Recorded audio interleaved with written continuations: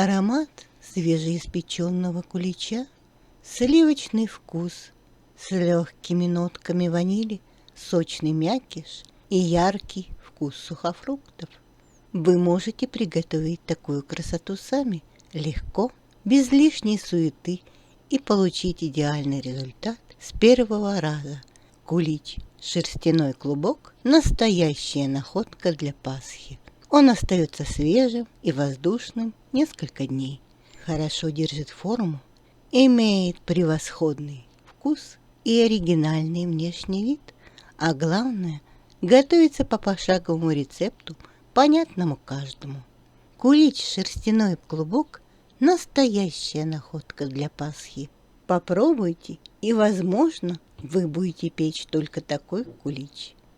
Друзья, меня зовут Пульхерия. Рада вас видеть на канале Записки пользователя или Вы гениальный кулинар. Для приготовления куличей нам понадобится мука 500 граммов, молоко 180 миллилитров, сахар 60 граммов, ванильный сахар 25 граммов, масло сливочное 60 граммов, 2 яйца, 1 желток, дрожжи 7 граммов, дрожжи сухие, соль 5 граммов, изюм 100 граммов, клюква сушеная 100 граммов, а также дополнительно для прослаивания, для смазывания нам понадобится 60 граммов масла и примерно столько же сахара. Половину молока подогреваем до температуры 35-38 градусов, добавляем дрожжи, размешиваем их, добавляем 2 столовые ложки сахара и 3 столовые ложки муки. Сахар и муку берем из общего количества. Ставим опару на 10-15 минут в теплое место, накрыв ее пленкой. В чашу для замешивания добавляем оставшееся молоко, сахар и ставим все размешивать.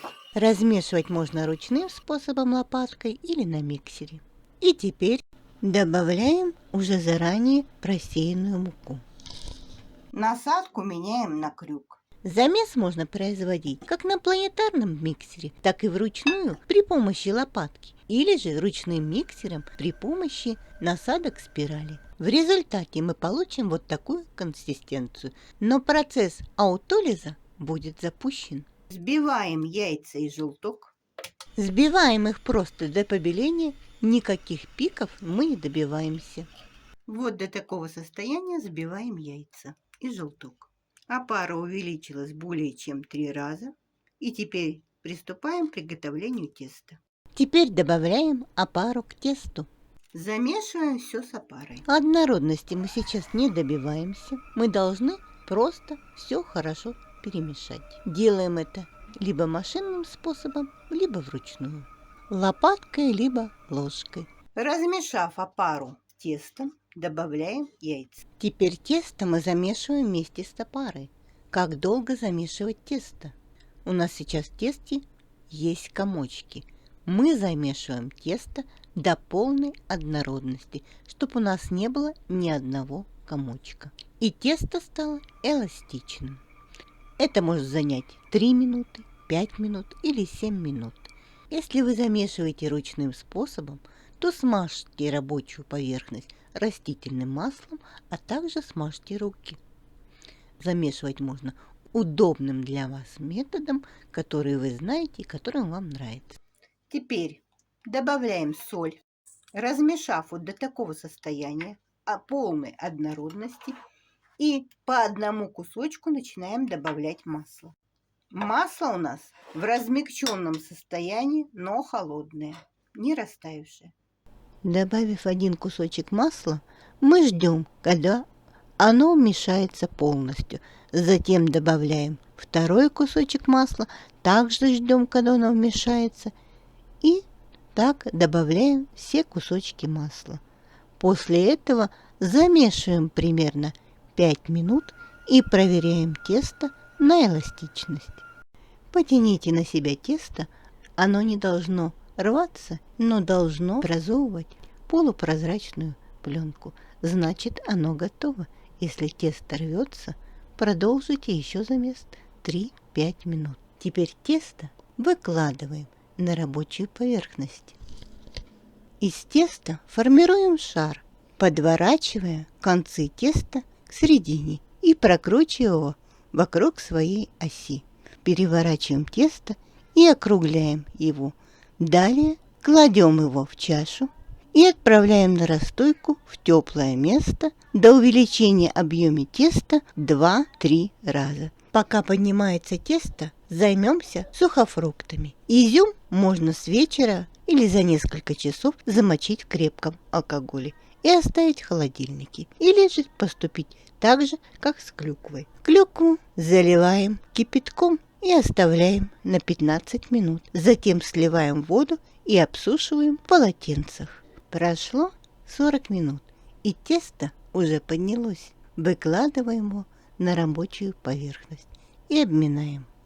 Ножом делим тесто на 3 равные части.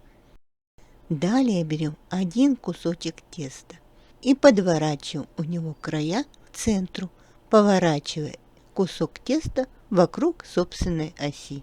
Потом переворачиваем его, подкатываем по рабочей поверхности и формируем шарик.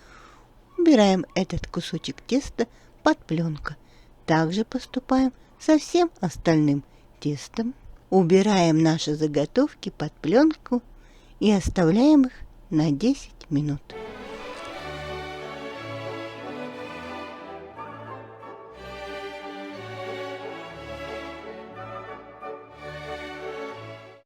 Объединяем изюм вместе с клюквой. Добавляем 2 столовые ложки муки и перемешиваем их. Далее начинаем работать с тестом. Берем один кусочек и начинаем его раскатывать. Тесто очень упругое, и поначалу оно будет стремиться сжаться. Поэтому помогайте себе руками, переворачивайте тесто и раскатывайте с другой стороны. Но постепенно клейковина расслабится, и уже раскатывать тесто будет проще. Не стремитесь сделать ровные края у теста. Нам это совершенно не нужно. Тесто раскатываем прямоугольник, примерно со сторонами 20 см на 35 см. И сейчас нам с вами нужен острый нож или шпатель. Работаем с половиной прямоугольника. Половина прямоугольника теста, параллельная длинной стороне, нарезаем на полоски шириной примерно 1 см. Смазываем заготовку для кулича растопленным сливочным маслом. Далее поверх масла мы присыпаем сахаром наш будущий кулич, равномерно распределяя его по всей поверхности. На неразрезанную часть теста кладем начинку из сухофруктов, равномерно ее распределяем. Далее сворачиваем тесто рулетиком и помещаем его в форму. Соединяем там концы рулетика, то есть формируем окружность. И так мы формируем все куличи. Далее формочки отправляем в теплое место на расстойку. На 30 минут они должны увеличиться в объеме. Тесто должно подняться так, чтобы куличи не доходили до края формочки примерно 2 см. Далее помещаем формочки с куличами в заранее разогретую до 180 градусов Цельсия духовку. Выпекаем их примерно 35 минут. Куличи готовы. Сегодня у меня выпекались куличи 30 минут, но время выпекания, а также температура выпечки индивидуальна и зависит от особенностей вашей духовки. Чем еще хороши эти куличи? Их не надо ничем украшать и не надо покрывать глазурью. Единственное, что можно присыпать сахарной пудрой. Но я этого делать не буду. И если вы тоже этого делать не будете, то перед отправкой в духовку смажьте их желтком яйца. Друзья мои, абсолютно простой, понятный рецепт. Не требует никакой особой сильной муки. Не требует длительного замешивания. Оригинальный, эффектный внешний вид. Радуют эти куличи не только своим внешним видом, но и вкусом и ароматом. Нежный сливочный вкус прекрасно сочетается с богатым вкусом начинки. Начинка у нас из изюма и клюквы. Здесь есть и сладость, и кислинка, и яркие нотки ванили. Все идеально сбалансировано. Воздушная, нежная текстура теста. Воздушный, нежный, мягкий мякиш. Что может быть еще лучше? Не рецепт, а подарок. Друзья мои, советую вам приготовить этот кулич и порадовать себя в праздники.